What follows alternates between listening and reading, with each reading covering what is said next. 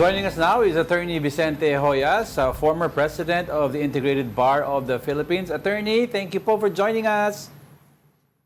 Thank you very much also sa inyong dalawa. Alright, Attorney, simulan po natin. Yung Supreme Court declared yung PhilHealth fund transfer po na unconstitutional, no? From a legal standpoint po, how damaging is this po to, kay Defense of Secretary Ralph Recto?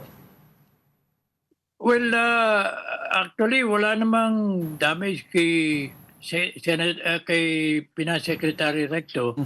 Yung declaration ng nullity ng Supreme Court. Sapagkat sabi ng Supreme Court, yung no less than 4 or 5 justices, sinabi nila na wala namang criminal liability si Secretary Recto. Okay, pero yun nga po no, kasi may nagsampa ng kaso sa kanya. Pero first and foremost po, ano po ba yung pinagbatayan ni then Finance Secretary Ralph Recto doon po sa ginawa nilang pag-transfer ng fund from PhilHealth to National Treasury to the unprogrammed funds, unprogrammed appropriations? Doon sa GAA, there is a special provision there authorizing the transfer ng PhilHealth Fund sa National Treasury. So, in compliance with that provision, nag-issue ng circular si E.S. Recto na noon ay Sec pa ng Finance to transfer and implement the provisions of the special provisions of the GAA. Naging basis ng kanyang circular na later on, yung special provision nyo ng GAA was declared to be unconstitutional by the Supreme Court. Ngayon, ang sabi ng Supreme Court, yung 4 na justices, walang criminal liability si E.S. Recto because he acted in good faith. Oo. So parang ano po ba to? Kung ikukumpara, parang ito po ba yung nangyari before, during the Aquino administration? Kay Yung DAP? Ay, ganyan nga, yun. Yung DAP. I mentioned that in one of my interviews. This is similar to DAP. Sapagkat yung DAP, ganyan din ang nangyari na para nagkaroon ng cross-border from one department to another, yung pondo nag-transfer. And the Supreme Court said that that particular law is unconstitutional, but the effects of the acts done by the officer in good faith is recognized by the Supreme Court. Kasi sabi ng Supreme Court, hindi na natin maaaring ibalik yun. Halimbawa, yung pinagawang karsada, ibig sabihin, huhukayin pa natin para ibalik. O yung mga hospital na ipinagawa, kailangan gibain pa natin para ibalik. So sabi ng Supreme Court, applying the doctrine of operative fact, the Supreme Court, we are going to do this in order to avoid chaos and to protect the interest of the officer who acted in good faith. So kumbaga parang in the future, wag nang gawin. Wag na gawin. Wag na gawin yung ganon. Pero siyempre, hindi mo naman masisisi. Tulad itong sitwasyon ni Senator ni E.S. Recto. Merong mandate sa GAA na ilipat yung pondo. Yes. Kung hindi naman niya ginawa yun, most likely he will be liable also. Yeah.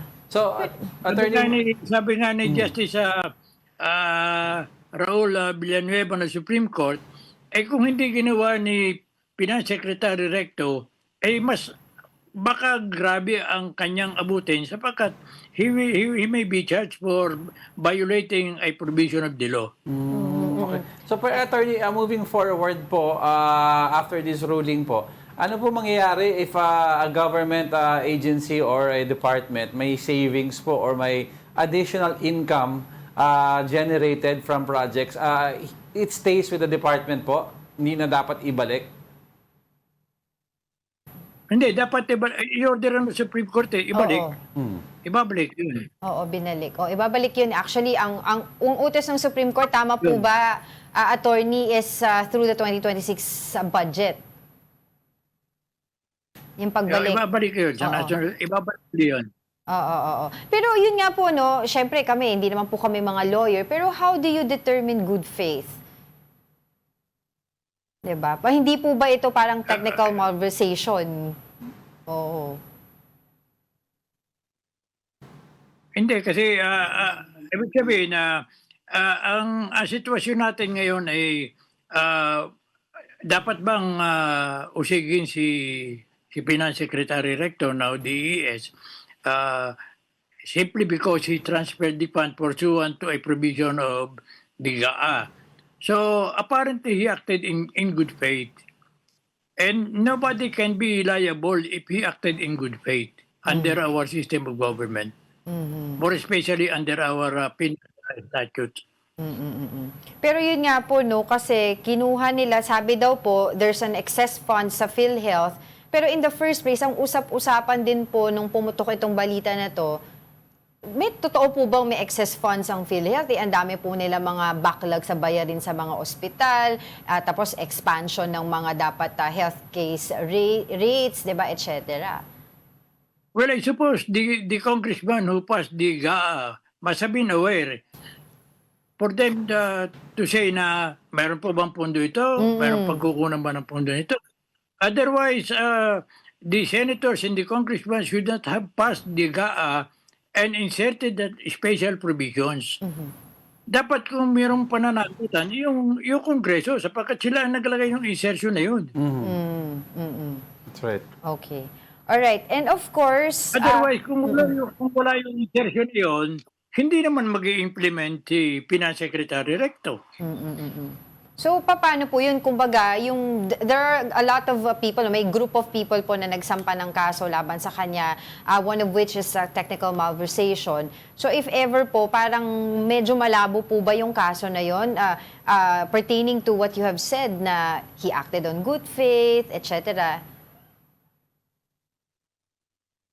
Well, ako, baka maging bias kung ako'y magsasalita tungkol dyan. Although, hindi ko kilala hindi ko kilala personally si Finance Secretary Recto, now ES, and ni minsan hindi ko siya nakaharap. And yung tanong kung magpo-prosper, well, to my mind, as a practicing lawyer, siyempre, hindi na naisin ng mga nag-initiate ng investigation na marinig ito sapagkat hindi magandang pakinggan. Ako naniniwala ako na hindi magpa-prosper yung criminal prosecution against ES Recto.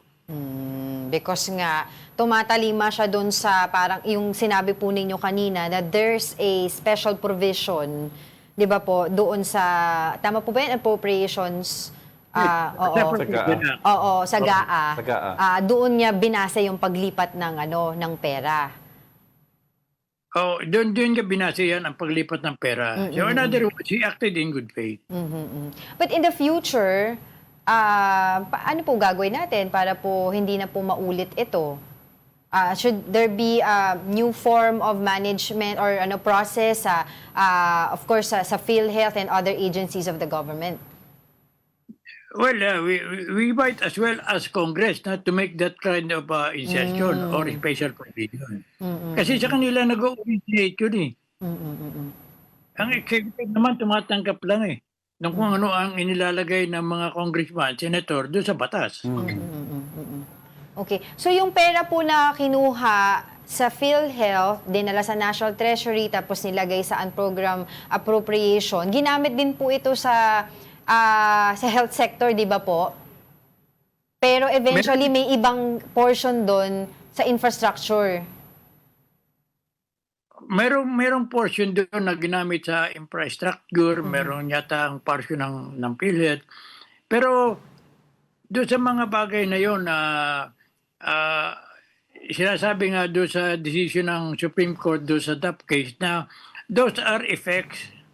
Yun ay parang resulta na ng ginawa nung government official in good faith based on a law which was valid nung kanyang gawin, but which was declared later on to be unconstitutional.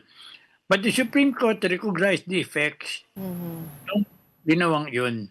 So, hindi invalidate sa Supreme Court yung pinagpuntahan nung pera kung saan man napupunta yun sapagkat yun ay effects ng ginawa ng officer. Oo. So, kumbaga in layman's term, attorney, no, para mas maintindihan ng viewers din natin, kung nangyari sa isang household, binigyan ng pera, ng budget ang nanay, yung pambayad supposedly ng nanay sa kuryente, kinuha niya muna, pinambayad niya sa tubig, parang ganon.